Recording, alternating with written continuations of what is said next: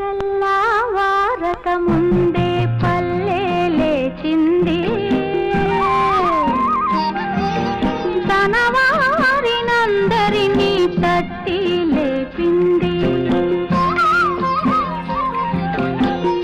ఆదమరచి నిద్రపోతున్న తల్లి